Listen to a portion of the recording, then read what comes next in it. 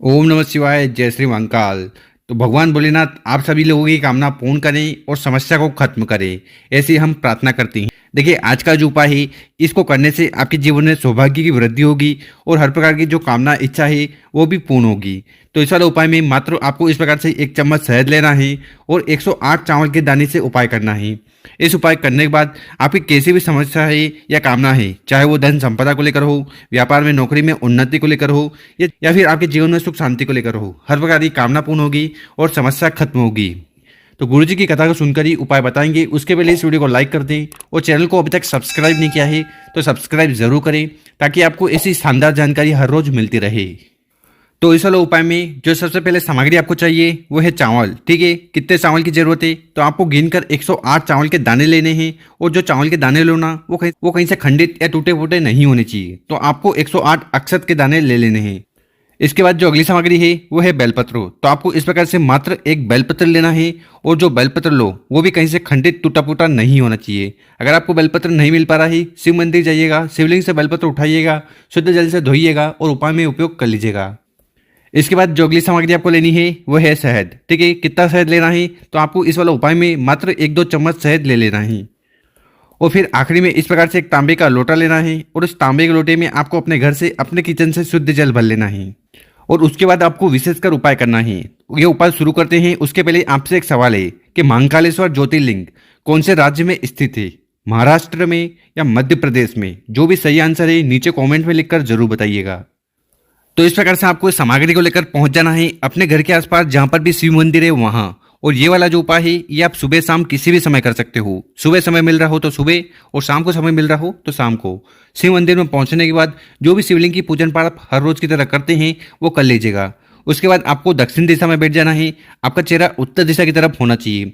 और उसके बाद हमें विशेष तरीके से उपाय करना है। देखिए, शिवलिंग के ऊपर अगर आप चावल का उपाय करते हो ना तो इससे आपकी जो आर्थिक स्थिति है वो सुधरती है। उसी प्रकार से शिवलिंग के ऊपर शहद का उपाय करने से आपका दुर्भाग्य खत्म होता है और घर में सुख शांति बनी रहती है। शिवलिंग के ऊपर बेलपत्र का उपाय करने से आपकी सारी कामना पूर्ण होती है और घर में जो भी रोगीला इंसान है, बीमारियां हैं, वो समाप्त होती है। तो इस वाले उपाय में आपको करना क्या है, वो ध्यान से सुनना, समझने की कोशिश करना।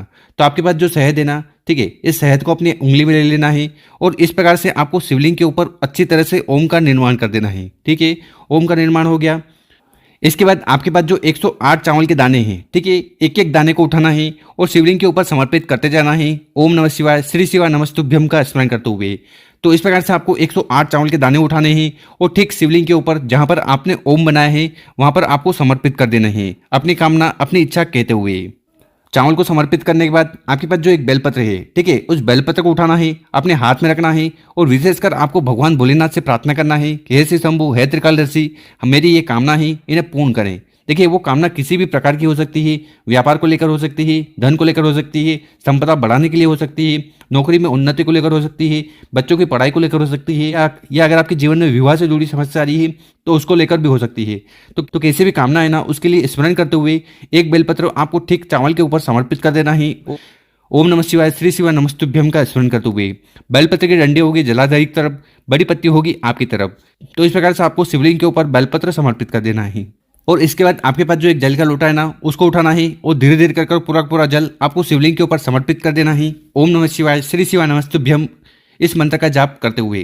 तो इस प्रकार से आपको पहला वाला विशेष तरीके से उपाय कर लेना है। इसके बाद शिवलिंग के पास बैठ जाना है, अपना नाम और गोत्र का उच्चारण करते हुए आपकी जो भी कामना समस्या है वो एक बार और भगवान भोलेनाथ को कह देना है। गुरुजी ने कहा है कि जो भी व्यक्ति इस प्रकार से 108 चावल, शहद और बेलपत्र से उपाय कर लेता है ना, तो भगवान भोलेनाथ अति प्रसन्न होते हैं और उस व्यक्ति के जीवन में जो भी कामना है उन्हें पूर्ण करते हैं, समस्या को खत्म करते हैं। अब जानते हैं गुरुजी द्वारा बताया गया दूसरा उपाय। देखिए, विशेषकर ये उपाय आपकी जीवन की सारी समस्या को खत्म करेगा। साथ ही साथ अगर आपकी ऐसी कोई दिल की बात है, कामना है, तो उन्हें भी पूर्ण करेगा।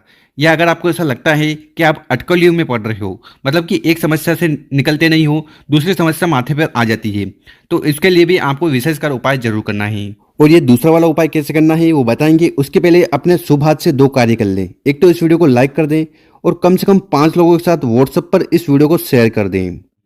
तो इस वाले उपाय में जो सबसे पहले सामग्री चाहिए वो है चंदन। ठीक है, चंदन कौन सा, तो आपको इस प्रकार से लाल चंदन ले लेना है। कितना लेना है, मात्र 1 चम्मच या फिर 1 चुटकी आपको लाल चंदन ले लेना है।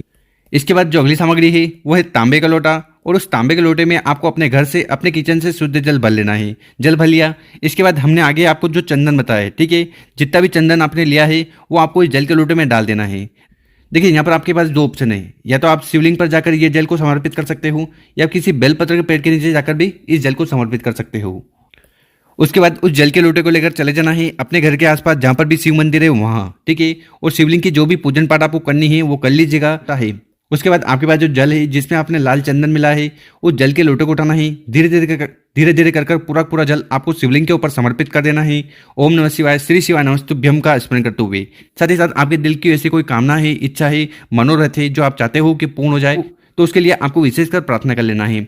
इसके बाद शिवलिंग के पास बैठकर अपना नाम और गोत्र का उच्चारण करते हुए कम से कम 21 बार, 51 बार या 108 बार शिव पुराण का जो मूल मंत्र है ओम नमः शिवाय, श्री शिवाय नमस्तुभ्यम, इस मंत्र का जाप कर लेना है। तो इस प्रकार से आपको दूसरा वाला उपाय जरूर करना है। इस उपाय करने के बाद आपकी हर प्रकार की कामना, इच्छा पूर्ण होने लगेगी। इसी के साथ अगर आप इस बात को लेकर दुखी हो, परेशान हो कि आपके जीवन में समस्या बहुत है, एक समस्या खत्म होती नहीं है, दूसरी समस्या माथे पर आ जाती है, तो उसके लिए आपको ये विशेषकर उपाय कर लेना है। देखिए इस वाला उपाय में आपको करना क्या है कि एक जल का लोटा लेना है, उसमें लाल चंदन मिलाना है और इस जल के लोटे को लेकर चले जाना है किसी भी बेलपत्र के पेड़ के नीचे, ठीक है। वहां पर जाकर उस जल के लोटे को उठाना है और धीरे धीरे कर पूरा जल आपको बेलपत्र के जड़ में समर्पित कर देना है। ओम नमः शिवाय, श्री शिवाय नमस्तुभ्यम का स्मरण करते हुए।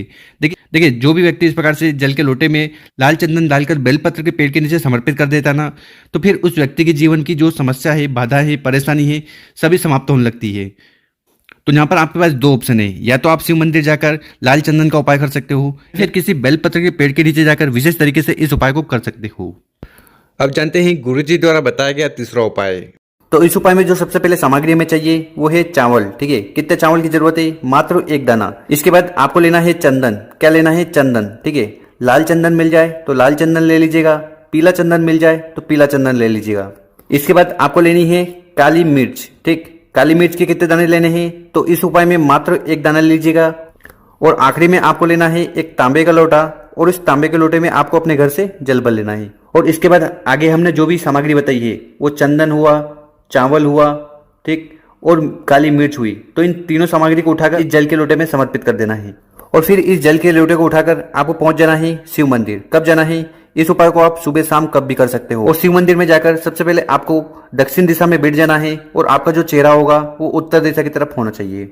और यहाँ पर हमारे पास जो जल का लोटा है जिसमें आपने एक चावल का दाना, एक काली मिर्ची और लाल चंदन मिलाया था, तो उस जल के लोटे को उठाना है और उसको आपको शिवलिंग पर समर्पित कर देना है। पर इस जल के लोटे को शिवलिंग पर डायरेक्ट समर्पित नहीं करना है। तो यहाँ पर आपको क्या करना है कि उस जल के लोटे को 5 जगह समर्पित करना है। तो पहला जल आपको समर्पित करना है गणेश जी के स्थान पर श्री शिवाय नमस्तुभ्यम का स्मरण करते हुए। उसके बाद थोड़ा जल आपको माता अशोक सुंदर वाली जगह समर्पित करना है। फिर भगवान कार्तिकेय जी के स्थान पर आपको जल को समर्पित करना है।